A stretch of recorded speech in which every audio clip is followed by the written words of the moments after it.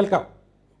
ഇന്ന് നമ്മൾ ഒരു ബില്യണയർ റിയൽ എസ്റ്റേറ്റ് എക്സാമ്പിളായിട്ട് നമ്മൾ എടുക്കുന്നത് ഹൂയി വിങ് മാവ്. ഒന്നര പറയാം. ഹൂയി വിങ് മാവ് ഇതാണ് ചൈനയിൽ അങ്ങനെയാണ് അത് വെച്ചിരിക്കുന്നത്. അപ്പോൾ പിന്നെ ഇവരൊരു ചൈനീസ് ഓസ്ട്രേലിയൻ ആന്ത്രപ്രണർ എന്ന് വേണേൽ പറയാം, ബില്യണയറാണ്. ഷിമോ പ്രോപ്പർട്ടി ആൻഡ് ഇദ്ദേഹത്തിൻ്റെ ഒരു പ്രത്യേകത എന്ന് പറഞ്ഞു കഴിഞ്ഞാൽ ലാർജസ്റ്റ് പ്രോപ്പർട്ടി ഡെവലപ്പേഴ്സിൽ ഷാൻഹായിൽ തന്നെ ലാർജസ്റ്റ് പ്രോപ്പർട്ടി ഡെവലപ്പേഴ്സിൽ ഒരാളാണ്. 1970കളിലൊക്കെ അവർ സ്റ്റാർട്ട് ചെയ്ത് തുടങ്ങി. പക്ഷേ അത് അവർ ചൈനയിൽ അന്ന് 70കളിൽ ഇങ്ങനെ വലിയ സാധനമൊന്നും ഡെവലപ്പ് ചെയ്യാൻ പറ്റത്തില്ല, എല്ലാവരും ഈക്വലാണ്, സൈക്കിളിൽ പോകണം ആ കാലത്ത്. അപ്പോൾ അദ്ദേഹം ഹോങ്കോങ്ങിൽ ഒരു ടെക്സ്റ്റൈൽ വർക്കറായിട്ട് വർക്ക് ചെയ്തിട്ടുണ്ട്, പ്രൈവറ്റ് ഹോട്ടൽ. ഇദ്ദേഹം പ്രൈവറ്റ് ഹോട്ടൽ ചൈനയിൽ ആർക്കും സ്റ്റാർ ഹോട്ടൽ ചെയ്യാൻ പറ്റാതിരുന്ന സമയത്ത് ഇദ്ദേഹം ഷാൻഹായിൽ ഒരു 3 സ്റ്റാർ ഹോട്ടൽ ഗവൺമെൻറ്റിൽ നിന്ന് പ്രത്യേകമായിട്ട് എന്തൊക്കെയോ പെർമിഷനൊക്കെ വാങ്ങിച്ചിട്ട് ആദ്യത്തെ first 3 star hotel in China. Okay, communist ചൈനയിലെ ആദ്യത്തെ 3 സ്റ്റാർ ഹോട്ടലാണ്. അപ്പോൾ അത് കഴിഞ്ഞ് പിന്നെ അത് വരുന്നത് വലിയൊരു റെസിഡൻഷ്യൽ കോംപ്ലക്സ്. അതാണ് അദ്ദേഹത്തിൻ്റെ അടുത്ത സംരംഭം വരുന്നത്, ഹ്യൂജ് റെസിഡൻഷ്യൽ കോംപ്ലക്സ്. പിന്നെ ഈ ഫൂജാൻ എന്ന് പറഞ്ഞൊരു പ്രദേശമുണ്ട്, അവിടെ വലിയൊരു റിസോർട്ട് ഏരിയ, വളരെ വലിയൊരു റിസോർട്ട് ഏരിയ. പിന്നെ ബീജിംഗ് ആൻഡ് ഷാൻഹായ്ക്ക് ഇടയ്ക്ക് ഡെവലപ്പ് ചെയ്തിരിക്കുന്നത് ഹ്യൂജ്. അപ്പോൾ അവിടെ ഒരുപാട് നമ്പർ ഓഫ് പ്രോപ്പർട്ടീസ്. പിന്നെ 90കളിലായി കഴിഞ്ഞപ്പോഴത്തേക്ക് ഇവരുടെ ആക്ടിവിറ്റി കൂടുതലും ഓസ്ട്രേലിയയിലേക്ക് പോയി. ഓസ്ട്രേലിയ അറിയാമല്ലോ, പോപ്പുലേഷൻ വൈസ് കേരളത്തെ കഴിഞ്ഞ് ചെറുതാണ്, പക്ഷേ കൺട്രി വൈസ് ഇന്ത്യ കഴിഞ്ഞും വലുതാണ്. അപ്പോൾ ഇദ്ദേഹത്തിൻ്റെ ബാക്ക്ഗ്രൗണ്ട് എടുത്ത് നോക്കുമ്പോഴത്തേക്ക് ഇദ്ദേഹം ഈ പറഞ്ഞ പോലെ ബിസിനസ് അഡ്മിനിസ്ട്രേഷനിൽ മാസ്റ്റേഴ്സ് ഉള്ള ആളാണ്. അപ്പോൾ അതും ഇദ്ദേഹം ഷൂ യൂണിവേഴ്സിറ്റിയിൽ നിന്നാണ് പഠിച്ചത്. ആൻഡ് പിന്നെ ഇദ്ദേഹം വലിയൊരു ഡോണറാണ്. പിന്നെ പലപ്പോഴും ഇദ്ദേഹത്തിൻ്റെ ഈ വെൽത്തിൽ നിന്ന് നല്ലൊരു ഭാഗം ചാരിറ്റിക്ക് വേണ്ടിയിട്ട് കൊടുക്കാറുണ്ട്. പിന്നെ ഓസ്ട്രേലിയയിൽ ഇവർ ലേബർ പാർട്ടിക്കൊക്കെ ഒരുപാട് കോൺട്രിബ്യൂഷൻ കൊടുത്തിട്ടുണ്ട്. അപ്പോൾ ഈ ഷിമാവോ പ്രോപ്പർട്ടി ഓൾറെഡി തന്നെ ഹോങ്കോങ് സ്റ്റോക്ക് എക്സ്ചേഞ്ചിൽ ലിസ്റ്റഡാണ്. പിന്നെ ഇദ്ദേഹം വർക്ക് ചെയ്തിരുന്നത്, അദ്ദേഹത്തിൻ്റെ ആദ്യത്തെ വർക്ക് ഒന്ന് ബെയർ ഫുട്ട് ഡോക്ടർ. എന്താണെന്നറിയാം നിങ്ങൾക്ക് ബെയർ ഫുട്ട് ഡോക്ടർ? നെറ്റിൽ സെർച്ച് ചെയ്താൽ അപ്പം തന്നെ കിട്ടും. അതായത് കമ്മ്യൂണിസ്റ്റ് ചൈനയിൽ ഡോക്ടർമാരെ അഫോർഡ് ചെയ്യാനായിട്ട് വലിയ പാടായിരുന്നു.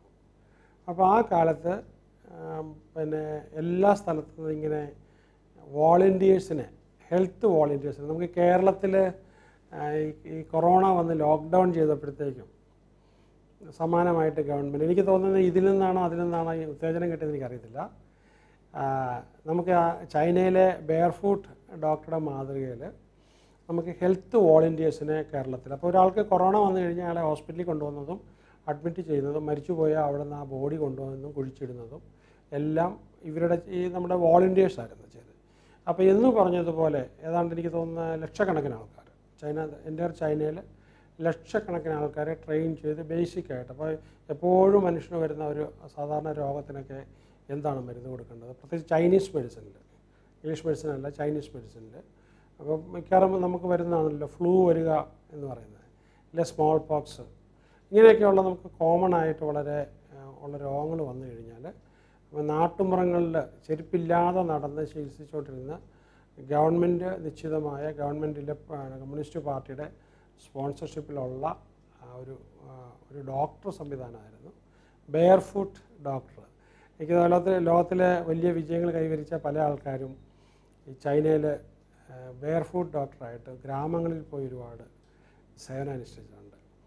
അപ്പോൾ ഇദ്ദേഹത്തിൻ്റെ അതിൽ നിന്ന് ഇദ്ദേഹം വന്നിട്ട് ചൈനയിലും ഓസ്ട്രേലിയയിലും പിന്നെ അതിപ്പോൾ ഒരുപാട് മറ്റ് രാജ്യങ്ങളിലൊക്കെ ഒരുപാട് ഹോൾഡിങ്സ് ഉണ്ട്.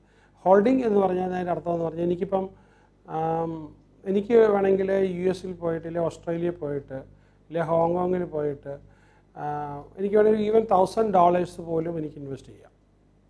വലിയ റിയൽ എസ്റ്റേറ്റ് കമ്പനിയുണ്ട്. അപ്പോൾ അവിടെ ഉണ്ടാകുന്ന വരുമാനം, ശമ്പളമൊക്കെ കൊടുത്തൊക്കെ ഉണ്ടാകുന്ന നെറ്റ് വരുമാനത്തിനകത്തുനിന്ന് ഞാൻ ഇൻവെസ്റ്റ് ചെയ്തേക്കുന്ന പൈസയ്ക്ക് എത്രയുണ്ടോ അതനുസരിച്ച് എനിക്ക് കൃത്യമായിട്ടും അത് കിട്ടും. It's not the interest, profit. അപ്പോൾ I can be a part of the profit. അപ്പോൾ ഇവിടെ നമ്മളിപ്പോൾ ഈ റിയൽ എസ്റ്റേറ്റിൽ ഇരിക്കുമ്പോൾ ഷെയർ സർട്ടിഫിക്കറ്റ് എടുത്തിട്ട് ഇവിടെ ഇരിക്കുന്നാൽ വെറുതെ ഇരിക്കുകയല്ല. വെറുതെ ഇരിക്കാം. നമുക്ക് ഞാൻ $1000 മാത്രമേ കൊണ്ടിട്ടുള്ളെങ്കിൽ എനിക്ക് വെറുതെ ഇരിക്കാം. പക്ഷേ ഞാൻ ഇട്ടിരിക്കുന്നത് മില്യൺസ് ഓഫ് ഡോളേഴ്സ് ആണെങ്കിൽ ഈവൻ ബില്യൺ ആണെങ്കിൽ, അപ്പോൾ അവിടുത്തെ മെജോറിറ്റി ഷെയർ ഉള്ള ഒരു ഇത് വന്നു കഴിഞ്ഞാൽ നമുക്ക് ആ കമ്പനി ഏറ്റെടുക്കാം. You can run the company.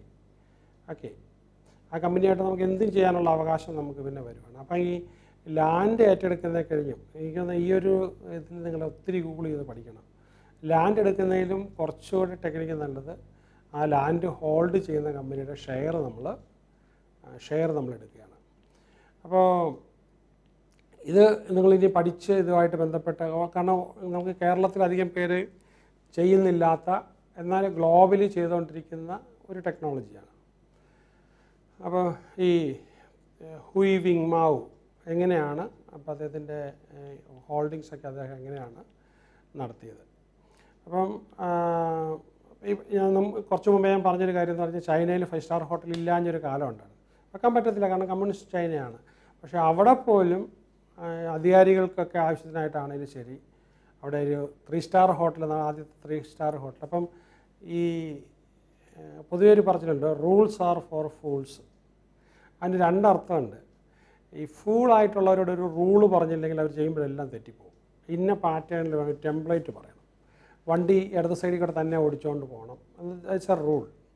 അത് ഫൂൾസിനെ സംബന്ധിച്ച് എന്തുവാണ്, അത് തന്നെ അവരെന്നും അനുവർത്തിച്ചുകൊണ്ടിരിക്കണം. കാരണം അങ്ങനെ ഒരു റൂൾ ഇല്ലെങ്കിൽ അവർ അപകടം വരുത്തി വെക്കും. അതുപോലെ എല്ലാ ലോസും.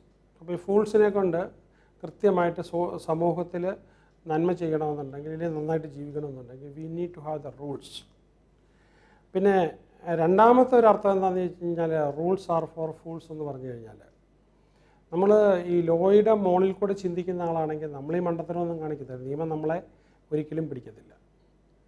നമ്മളിപ്പം ഞാനത് നിങ്ങൾ നെഗറ്റീവ് സെൻസിലെടുക്കരുത്, you always take positive side.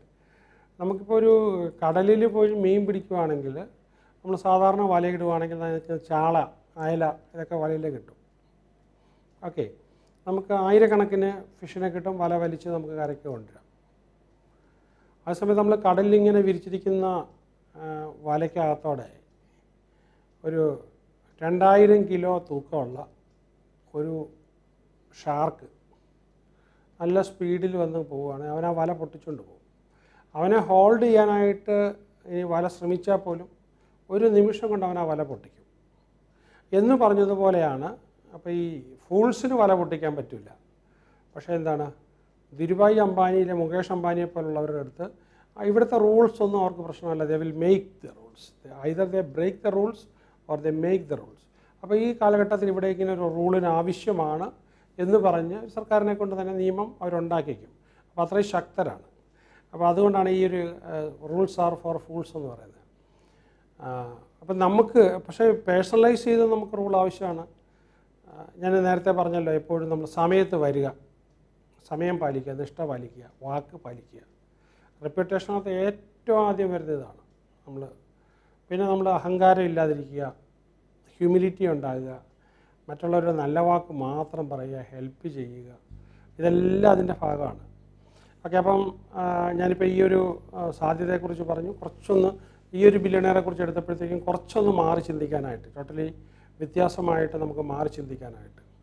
അപ്പോൾ നമ്മളിങ്ങനെ മാറി ചിന്തിച്ച് എന്തുകൊണ്ടാണ് ഇപ്പോൾ നിങ്ങൾക്കൊരു സംശയം വരും. ഈ കുറേ വീഡിയോസ് ബില്യണേഴ്സിനെ കുറിച്ച് കണ്ടു കഴിയുമ്പം ഇത് ഒത്തിരി പേരും ചൈനീസ് ആണല്ലോ. ഇതിനകത്ത് 2-3 ഫാക്ടറുണ്ട്. ചൈനീസ്, പിന്നെ ലോയേഴ്സ് ഒത്തിരി പേര് ബില്യണേഴ്സ്, റിയൽ എസ്റ്റേറ്റ് ബില്യണേഴ്സാണ്. എന്തുകൊണ്ടാണ്? Why the lawyers and why Chinese. ലോകത്തിൽ ഏറ്റവും കൂടുതൽ ഡെവലപ്പ് ആണെന്ന്, കാരണം ഒരു ഡെവലപ്മെൻറ്റും ഇല്ലാതിരുന്ന സ്ഥലമാണ് ചൈന. അപ്പോൾ അതുകൊണ്ട് തന്നെ ചൈനയിൽ ഡെവലപ്മെൻറ്റ് ഉണ്ടായപ്പോഴത്തേക്കും ഹ്യൂജ് ഡെവലപ്മെൻറ്റ്. പിന്നെ അതുപോലെ തന്നെ ലോകത്തിലെ ഏറ്റവും കൂടുതൽ സാധനങ്ങൾ, മാനുഫാക്ചറിങ് സാധനങ്ങൾ വിതരണം ചെയ്തുകൊണ്ടിരുന്നത് ചൈന ആയതുകൊണ്ട് അതിനെല്ലാം സ്ഥലം വേണമായിരുന്നു. അപ്പം റിയൽ എസ്റ്റേറ്റിൻ്റെ നീഡ് അത് ഇങ്ങനെയൊന്നും കയറുമല്ല, ഇങ്ങനെ കയറിപ്പോയൊരു സ്ഥലമാണ്. വേറെ ലോകത്തിലെ ഒരു സ്ഥലത്തും ഇങ്ങനെ പോയിട്ടില്ല. ഇനിയിപ്പോൾ നിങ്ങൾ രാജ്യം മുഴുവനും റിയൽ എസ്റ്റേറ്റ് നോക്കിക്കൊണ്ടിരിക്കുകയാണെങ്കിൽ ഈ വർഷം നമ്മൾ 1 കോടി രൂപ മുടക്കിയാൽ അടുത്ത വർഷം അത് 10 കോടി. ഞാൻ പറഞ്ഞത് നിങ്ങളുടെ തൊട്ടടുത്തല്ല, ഈ വർഷം 1 കോടി രൂപ മുടക്കിയാൽ നമ്മൾ പ്രോപ്പർട്ടിയിൽ ഇൻവെസ്റ്റ് ചെയ്താൽ അത് അടുത്ത വർഷം 10 കോടി ആകുന്ന പ്രോപ്പർട്ടി പോലും അവൈലബിളാണ്. അതായത് നമ്മൾ എവിടെ നോക്കണം? നമ്മൾ ഗൂഗിളിൽ നിന്ന് നോക്കുന്ന പോലെ ഇന്ത്യ മൊത്തം നോക്കിക്കൊണ്ടിരിക്കണം. അപ്പം എവിടേക്കാണ് ഭയങ്കര വികസനം വരുന്നത്, ആ വികസനം വരുന്നതനുസരിച്ച് അപ്പോൾ ഈ സെൻട്രൽ ഗവൺമെൻറ് എടുക്കുന്ന തീരുമാനങ്ങളും നമുക്ക് അറിയത്തില്ലാത്ത തീരുമാനങ്ങൾ അത് ആക്കുറച്ച് നോക്കാനായിട്ട് പലപ്പോഴും വിവരാവകാശമൊക്കെ കൊടുത്ത് നമ്മൾ എടുത്ത് നോക്കണം. ഇന്ത്യയിൽ അടുത്തൊരു 10 വർഷം കൊണ്ട് ഹ്യൂജ്, ചൈനയിലുണ്ടായതുപോലെ തന്നെ ഹ്യൂജ് ഇൻഡസ്ട്രിയലൈസേഷൻ വരും. കേരളത്തിൽ നമുക്കങ്ങനെ വരുമെന്ന് പറയാൻ പറ്റത്തില്ല, കാരണം കേരളത്തിലെ ഭൂമിക്ക് ഒരുപാട് വിലയാണ്. കേരളത്തിൽ എപ്പോഴും ടൂറിസം പോലെ ഹോസ്പിറ്റാലിറ്റി പോലുള്ള ഏരിയ ആയിരിക്കും കേരളത്തിൽ വരുന്നത്, പ്രകൃതി രമണീയത ഇങ്ങനെയുള്ള കാര്യങ്ങളായിരിക്കും. പക്ഷേ നമുക്ക് ഈ പ്രോപ്പർട്ടീസിൻ്റെ ഡിമാൻഡ് ഇല്ലെങ്കിൽ ഇൻഡസ്ട്രിയൽ ഏരിയ ഇതൊക്കെ നമുക്ക് പിന്നെന്താണ് ഇന്ന് വരുന്ന ഇന്ത്യ കണ്ടിട്ടില്ലാത്ത ആ ലെവലിലേക്ക് പോകുന്നത് നമുക്ക് ഈ വരാൻ പോകുന്ന 10 വർഷങ്ങളായിരിക്കും. അപ്പോൾ അതുകൊണ്ട് തന്നെ നമ്മളിത് മൊത്തം ഇന്ത്യ മുഴുവൻ നമുക്ക് പൊളിറ്റിക്കലി എന്ത് ചെയ്തു, ആരെ കൊന്നു, വെട്ടിക്കൊന്നോ, റേപ്പ് ചെയ്തോ, ഇതൊക്കെ അതൊന്നുമല്ല നോക്കുന്നത്. അതിന് പകരം നമ്മൾ ന്യൂസിൽ നിന്ന് നോക്കേണ്ടത് എന്താണ്? ഗവൺമെൻറ് പ്രോജക്റ്റോ ഇല്ലേ കമ്പൈൻഡ് ആയിട്ടുള്ള ഗ്ലോബൽ ഇനിഷ്യേറ്റീവ് വഴി എവിടെയെങ്കിലും ഒരു സ്ഥലം ഡെവലപ്പ് ചെയ്യാൻ പോകുന്നുണ്ടെങ്കിൽ അവിടെ നമുക്ക് വല്ല സാധ്യതയുണ്ടോ, അവിടെ വരാൻ പോകുന്നവന് അക്കോമഡേഷൻ ഉണ്ടോ, അവർക്ക് ട്രാൻസ്പോർട്ടേഷൻ ഉണ്ടോ, അവിടെ നമുക്ക് എന്തെങ്കിലും ബന്ധപ്പെടാൻ ചാൻസ് ഉണ്ടോ? അയ്യോ നിങ്ങൾ ഒറ്റയ്ക്കാണോ? ഒറ്റയ്ക്കാണെങ്കിൽ ഒരു കാര്യം ചെയ്യാം, നമുക്കവിടെ ഒരു 50 100 പേര് നിങ്ങൾക്ക് ഒന്നിച്ച് ശ്രമിക്കാം, നമുക്കിവിടെ ആളുണ്ടല്ലോ. ഇതിവിടെ നമ്മൾ ഈ പറഞ്ഞ ജനം ഇഷ്ടം പോലെ ഇൻവെസ്റ്റ് ചെയ്യാനും ലാഭം ഉണ്ടാകുമെന്ന് അറിഞ്ഞാൽ വരും. ഈ അവസരങ്ങൾ പലരും കാണുന്നില്ല. നമ്മൾ അവസരങ്ങൾ വളരെ കാണുന്ന ഒരു സ്റ്റേജിലേക്ക്, നല്ലതുപോലെ അവസരങ്ങൾ കാണുന്ന ഒരു സ്റ്റേജിലേക്ക് നമുക്ക് പോകണം. അപ്പം ഈ ഗ്ലോബൽ ബില്യണേഴ്സിനെ മുഴുവനും നിങ്ങൾ വീണ്ടും എൻ്റെ കയ്യിൽ നിന്ന് കേൾക്കുന്ന കൂടാതെ നിങ്ങൾക്ക് ഇതിപ്പോൾ കാറിലൊക്കെ ഇട്ട് കേൾക്കാം, നിങ്ങൾ യാത്രയൊക്കെ പോകുമ്പോൾ ഇത് ഈ കേൾക്കുന്നതൊക്കെ കൂടാതെ ഇതിൻ്റെ അപ്പുറത്തേക്ക് ഗ്ലോബൽ ബില്യണേഴ്സിനെ കുറിച്ച് നിങ്ങൾ അവരെക്കുറിച്ച് പഠിച്ച് കഴിയുമ്പോഴത്തേക്കാണ് നിങ്ങൾ ഈ അവസരങ്ങളുണ്ടല്ലോ, അവിടെ ആ അവസരങ്ങളുണ്ടല്ലോ, ഇതിങ്ങനെ ചെയ്യാമല്ലോ എന്നും പറഞ്ഞ് ഈ അവസരം നിങ്ങളുടെ മനസ്സിൽ കയറിയിട്ട് മാറ്റം വരുത്താനായിട്ട് പോകുന്നത്. അപ്പം അതിന് നമ്മൾ ഈ നോക്കി മാത്രമാണ് നമ്മൾ ഈ റെറ്റിക്കുലർ ആക്ടിവിറ്റി സിസ്റ്റം ഡെവലപ്പ് ചെയ്യത്തുള്ളൂ. ഫോർ എക്സാമ്പിൾ ഞാൻ ക്ലാസ്സിൽ പറയാറുണ്ടല്ലോ, അതായത് നമ്മൾ ഒരു ഇന്നോവ കാർ എടുക്കാനായിട്ട് അതല്ല ക്ലാസ്സിൽ പറയാറുള്ള സ്വിഫ്റ്റ് തന്നെ എടുക്കാം. സ്വിഫ്റ്റ് നമ്മളിങ്ങനെ നോക്കി ഒരുപാട് കാലം സ്വിഫ്റ്റ് നോക്കിക്കൊണ്ടിരുന്നു. ഇപ്പോൾ ചുമന്ന സ്വിഫ്റ്റാണ്, നമുക്ക് എവിടെയും പാർക്ക് ചെയ്യാൻ സൗകര്യം ഒത്തിരി ഉണ്ട്. സ്വിഫ്റ്റ് വാങ്ങിക്കാനായിട്ട് നമ്മൾ ഫൈനലൈസ് ചെയ്ത് ബാങ്കിൽ നമ്മളതിന് ആപ്ലിക്കേഷൻ കൊടുത്തിട്ട് പിന്നെ എവിടെ നോക്കിയാലും നമ്മൾ സ്വിഫ്റ്റേ കാണുള്ളൂ. അടുത്ത BMW ബെൻസോ ഇല്ലെങ്കിൽ വോൾവോ ഒന്നും നമ്മൾ കാണത്തില്ല. We will see only Swift. And why? നമ്മളുടെ ഈ ബോധം ആ ഒരു സംഭവത്തിലേക്ക് മാത്രമായിട്ട് നമ്മൾ ഫോക്കസ് ചെയ്തേക്കുകയാണ്. അപ്പോൾ ഈ കുറേ നാളത്തേക്ക് അങ്ങനെ കാണത്തുള്ളൂ. ഓക്കെ, ഞാൻ കഴിഞ്ഞ ദിവസം വേറൊരു വീഡിയോയിൽ ഞാനൊരു എക്സാമ്പിളായിട്ട് പറഞ്ഞു. ഞാൻ ഈ വെൽത്തിനെ കുറിച്ചൊരു ഇംഗ്ലീഷ് ബുക്ക് കംപ്ലീറ്റ് തീർത്തിട്ട് അതിൻ്റെ എവിടെയെങ്കിലും സ്പെല്ലിങ് മിസ്റ്റേക്ക് ഉണ്ടോ, ഗ്രാമർ മിസ്റ്റേക്ക് ഉണ്ടോ അത് ഞാനിങ്ങനെ നോക്കുക. ഗ്രാമർ മിസ്റ്റേക്ക് അധികം കാണില്ല, സ്പെല്ലിങ് മിസ്റ്റേക്ക് വരാം. ഞാനിങ്ങനെ നോക്കി ഇങ്ങനെ കൊണ്ടിരിക്കുകയാണ്. അപ്പോൾ ഏതാണ്ടൊരു 5-8 മണിക്കൂർ അത് നോക്കിക്കഴിഞ്ഞപ്പോൾ ഞാനത് പിന്നെ തീർന്ന് ഞാനത് മാറ്റി കഴിഞ്ഞിട്ട് ഞാൻ പിന്നെ വേറെ ചില പുസ്തകങ്ങളൊക്കെ എടുത്ത് നോട്ട് തയ്യാറാക്കാൻ നമ്മുടെ ക്ലാസ്സുകൾക്ക് വേണ്ടിയിട്ട് റിസർച്ചിൻ്റെ ഭാഗമായിട്ടൊക്കെ ഞാനിങ്ങനെ ഓരോ ടെക്സ്റ്റുകളിങ്ങനെ വായിച്ചുകൊണ്ടിരിക്കുക. പക്ഷേ ഞാനതിൽ കാണുന്ന ഐഡിയ അല്ല, I'm not seeing any idea. ഞാൻ അതിനകത്ത് അമേരിക്കൻ പ്രിൻ്റ് ചെയ്ത് വന്ന ബുക്കിനകത്ത്, കിൻഡിലൊക്കെ വന്നേക്കുന്ന ബുക്കിനകത്ത് മിസ്റ്റേക്ക് മാത്രമാണ് നോക്കി കണ്ടുപിടിച്ചുകൊണ്ടിരിക്കുന്നത്. ദാറ്റ് മീൻസ് 8-10 ലൈനിനകത്ത് ഒരു മിസ്റ്റേക്കും ഇല്ല, ഞാൻ നിൽക്കത്തില്ല. അതിങ്ങനെ നോക്കി പോയി ആ മിസ്റ്റേക്കിൽ എത്തുമ്പോൾ മാത്രമേ നമ്മൾ ശ്രദ്ധിക്കുകയുള്ളൂ. അത് ഓട്ടോമാറ്റിക്കായിട്ട് വരുന്നൊരു സംഭവം എന്ന് പറഞ്ഞതുപോലെയാണ്. പിന്നെ എനിക്കൊരു 2-3 ദിവസം എടുക്കേണ്ടതായിട്ട് വന്നു.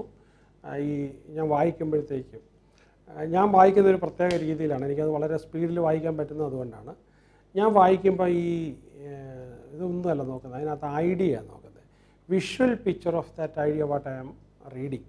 അതാണ് ഞാനിങ്ങനെ നോക്കിക്കൊണ്ട് അതിനെ മനസ്സിൽ കണ്ടുകൊണ്ടാണ് പെട്ടെന്ന് ആ വിഷന് സപ്പോർട്ട് കൊടുക്കാത്ത സാധനമാണ് അപ്പോഴും സ്കിപ്പ് ചെയ്ത് കളയും. വിഷ്വൽ ഇമേജ് കണ്ടായിരിക്കും ഞാൻ വായിച്ചുകൊണ്ട് പോകുന്നത്. അപ്പോൾ സൂപ്പർ സാധനമാണ്. തിരിച്ചു വന്നിട്ടാണെങ്കിൽ നമ്മൾ ആ വിഷ്വൽ ഇമേജിനെ വീണ്ടും അകത്ത് കയറ്റി ഡൈജസ്റ്റ്, പിന്നെ നോട്ടൊന്നും എഴുതണ്ട, ഇങ്ങനെ പോരും സംഭവം വിഷ്വൽ ഇമേജ് ആയിട്ട് ഇടും. അപ്പോൾ ഞാൻ അതിനകത്ത് മിസ്റ്റേക്കുകളിലേക്ക് ഞാൻ ഫോക്കസ് ചെയ്ത് കഴിഞ്ഞപ്പോഴത്തേക്കും പിന്നെ ഞാൻ കാണുന്നത് മുഴുവനും ഐഡിയയ്ക്ക് വേണ്ടി വായിച്ചു കഴിഞ്ഞാൽ മിസ്റ്റേക്കേ കാണുള്ളൂ എന്ന് പറഞ്ഞതുപോലെ അതിൻ്റെ നേരെ ഓപ്പോസിറ്റ്, ജസ്റ്റ് ഓപ്പോസിറ്റ്. നിങ്ങൾ ബില്യണിയർ ആകാൻ പറ്റിയ സൂപ്പർ ഐഡിയയ്ക്ക് വേണ്ടി മാത്രം. അപ്പോൾ എൻ്റെ ഇത്രയും ഇത് കണ്ടു കഴിഞ്ഞിട്ട് നിങ്ങൾ പിന്നെ ഓരോ സ്ഥലത്തോടെ ബസ്സിലോ കാറിലൊക്കെ പോകുമ്പോഴത്തേക്കും നിങ്ങൾക്ക് വാങ്ങിക്കാൻ പറ്റിയ പ്രോപ്പർട്ടി, ഇത് കുറേ ദിവസം കണ്ടിന്യൂ ചെയ്ത് കഴിയുമ്പോഴത്തേക്കും നിങ്ങൾക്ക് വാങ്ങിക്കാൻ പറ്റിയ പ്രോപ്പർട്ടി നിങ്ങളുടെ കണ്ണിൽ ഇങ്ങനെ പെട്ടുകൊണ്ടിരിക്കും. അതുവരെ നമ്മൾ കണ്ടിട്ടുണ്ടാവില്ല. മേ ബി നിങ്ങളുടെ വീടിനെ തൊട്ടടുത്ത ഡോറ് ഇല്ല അടുത്ത പ്രോപ്പർട്ടി ഗേറ്റും ഇല്ലാതെ കിടക്കുമായിരിക്കും. നിങ്ങൾ വിഷ്വലൈസേഷൻ ഉപയോഗിച്ച് ലോ ഓഫ് അട്രാക്ഷൻ ഉപയോഗിച്ച് അതിന് മതിൽ ഒക്കെ കെട്ടി ഗേറ്റൊക്കെ ഇട്ട് നിങ്ങൾ പർച്ചേസ് ചെയ്തായിട്ട് കണ്ട് 2-3 മാസം കഴിയുമ്പോഴത്തേക്ക് അതിൻ്റെ ഉടമസ്ഥർ നമ്മളോട് ഇങ്ങോട്ട് വന്നിട്ട് ചോദിക്കും ഈ പ്രോപ്പർട്ടി വേണോ, ഇങ്ങോട്ട് വന്നിട്ട് ചോദിക്കുന്നൊരു സാഹചര്യം ഉണ്ടാവും. അപ്പം ഞാൻ ഇത് വെച്ചിട്ട് ഇതൊരു ശരിക്കും പറഞ്ഞാൽ ന്യൂറോ സയൻസിൻ്റെ ആപ്ലിക്കേഷൻ കൂടിയാണ് ഇപ്പം ഞാൻ പറഞ്ഞത്. അപ്പോൾ അതുകൊണ്ട് തന്നെ നിങ്ങൾ അപ്പോൾ ഇതിനകത്ത് നെഗറ്റീവ് കാണാൻ പോകരുത്, പോസിറ്റീവിലേക്ക് മാത്രം. എന്നിട്ട് നമുക്കുള്ളത് തിരഞ്ഞെടുത്തതിന് ശേഷം നമ്മൾ ഈ നെഗറ്റീവ് മാത്രം കാണുന്ന എന്തെങ്കിലും പ്രശ്നമുണ്ടോ എന്ന് നോക്കുന്ന ആൾക്കാരുണ്ട്, അവരുടെ കൊടുക്കുമായിരിക്കും. അവരായിരിക്കും ഇത് കറക്റ്റായിട്ട് എന്തെങ്കിലും പ്രശ്നം ഉണ്ടായി ചൂണ്ടിത്തരാനായിട്ട്, ലോയേഴ്സും നമുക്കങ്ങനെ കുറേ ആൾക്കാരുണ്ട്. അപ്പോൾ അത് നമുക്ക് പറ്റുന്നത്. അപ്പം എന്തായാലും ഈ ഒരു കാര്യങ്ങൾ പഠിച്ച് നിങ്ങൾക്ക് ജീവിതത്തിൽ വലിയ വിജയം സാമ്പത്തിക മേഖല ഉണ്ടാക്കാൻ കഴിയട്ടെ ഞാൻ ആശംസിക്കുന്നു. All the best.